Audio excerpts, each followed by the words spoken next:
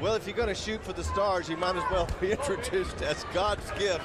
So we're going to find out real quick about that. He does not lack confidence. He says he learned fighting the hard way. He's just always been doing it. And he decided at age 27, this guy right here, Fenderson, that he's ready. So we'll see. Well, he said he's been boxing in and out of the gym pretty much since he was a teenager. So he comes in fast, and he's trying to make a fight right off the bat. Yeah, he's coming in blazing. Nice straight right hand. Yes. Kilic misses with a hook. You know, guys, but right hand gets over the top already. For a guy that says only sanctioned fights for really in the streets, I tell you what, technically Fenderson does not look that bad. He's got a pretty good, fast, flicking jab, and his stance looks pretty good fundamentally. Does not look that bad, to be honest with you. Actually, right now is really troubling Kilic with his speed. Well, he's coming out real fast, but his right hand's a little low, and Kilic so far has tried 2 left hooks over the top of that right hand. Mike, you know Kilic really well, and you're used to a lot of pressure. You've signed with big promoters. Could the moment overtake him a little bit? What do you do in these kind of moments for your first big fight? No, in fact, I spoke to him about this, and I said, you got to rise to this occasion. You know, he wants to be a world champion. Like I said before, he's been in the ring with world champions. These are the moments you need to show everybody what you're all about, and this is his first national TV debut. And so he came in very calm. And right now, he looks relaxed. I know that Fenderson's coming to him quickly, but I think he looks relaxed right now. Could it be sometimes he could be a little too relaxed, maybe for a 4-round fight? Could that be a danger here? Sure, not only that, and as we mentioned, the inexperience at the professional level of Fenderson, it's tough to prepare for an opponent like that earlier in your career when you don't have a lot of tape to look at. Basically zero. So right. Exactly. Well, Mike, you know this, though. The bottom line is, in your first 15 or so fights, you're fighting a lot of guys off the circuit. You have to trust your matchmaker that they know what they're doing in terms of matching you up with the proper style. Absolutely, because you never know what's in front of you. In fact, even in my career, I fought guys that came out and we thought they were going to be southpaws, and next thing you know, they came out orthodox. So the entire game plan's out the window, and that's the beauty of the sport. Once you get in there, anything can happen. Exactly. 1 minute left, round 1, scheduled for 4 middleweights. Kilic is in the red trunks. Fenderson's in the black trunks. Let's see some good work from Kilic here. He's been trying to take advantage and use his amateur skills that he developed and not get flustered by Fenderson. But Fenderson, like Steve said, he's not all that bad with his technique. No, he's not, but Steve pointed out, and very correctly, he needs to bring that left hand up. It may seem like he wants to be James Toney, but at this point in his career, well, he's not James Toney. There's very few James Lights Out Tonys, but one thing that's troubling Kilic is really the athleticism of Fenderson. Yeah. He has a good natural feel. You know, you can actually get away with the left hand being down if you fight and jab at a proper distance, and you understand that the guy's going to probably try to time you over the top with the right hand. So then head movement becomes very vital in terms of the way you play defense. And the question is Fenderson good enough to have that style? Yeah. But maybe we'll find out if he, that he is.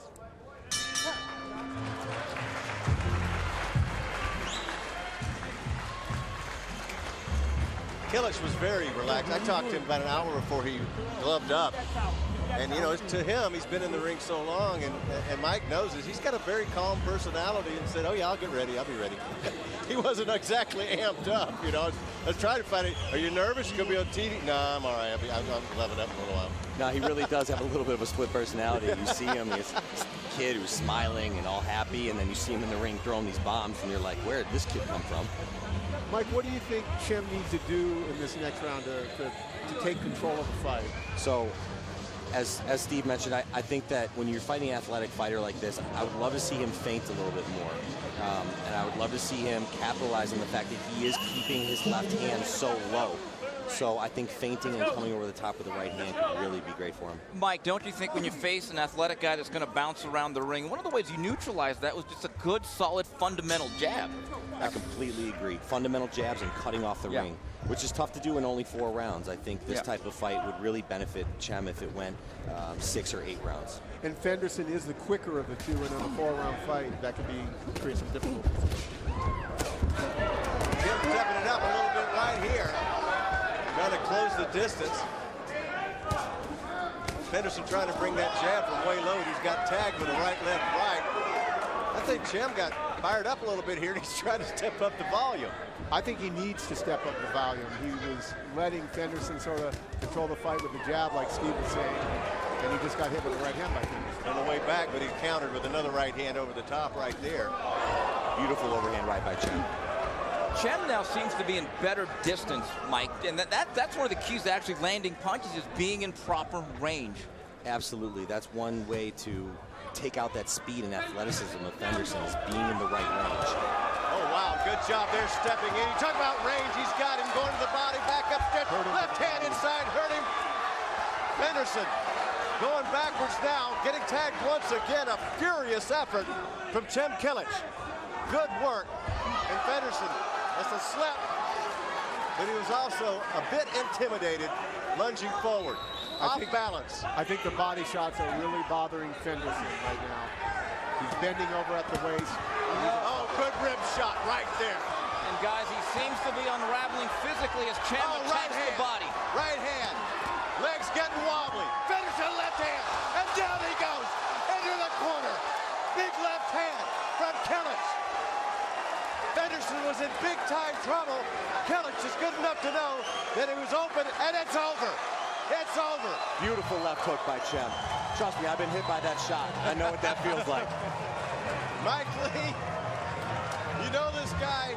He seemed to step up in volume in that second round, knowing after learning in the first round what he could do. Steve was talking about it. Patrick was talking. He found the distance. When he started landing the body shots, the hands are gone. Yeah, and Mike, I think it's very simple. As we saw Fenderson kind of unravel physically, that athleticism really seemed to unravel. Yes. You know this better than us.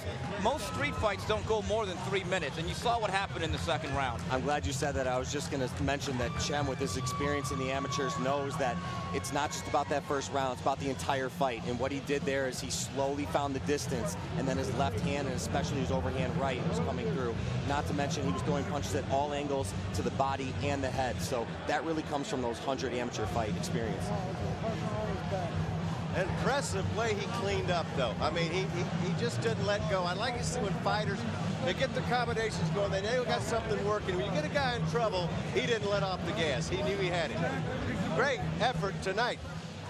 As we take a look a little bit here from a tremendous knockout, guys. As we head to break, tell us what you're seeing here, Mike. Well, right now you're seeing shots, like I said, left hook, right hand, going to the body, and that's what you love seeing out of a kid who's only 5-0 here, is someone who goes upstairs and downstairs. Knockout I think shot coming up here is the beautiful left hook. And like I mentioned before, I've been hit by that, so I know how that feels right there. We'll be right back with more action. Welcome back, everybody, to Pachenko Resort and Casino, where we just saw a terrific fight. Well, actually, a good knockout by Chem Kilic.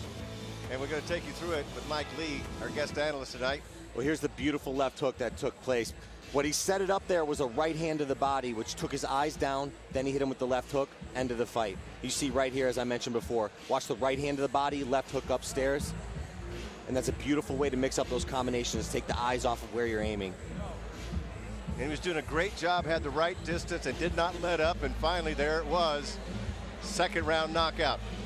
For the official announcement, let's send it up to our ring announcer, Jeff Connor. Ladies and gentlemen, in 1 minute and 50 seconds of round number 2, referee Edward Hernandez Sr. stops the fight. The winner by knockout from Sherman Oaks, California, Chem the Champ Kilic! Very impressive as he moves along, continues his undefeated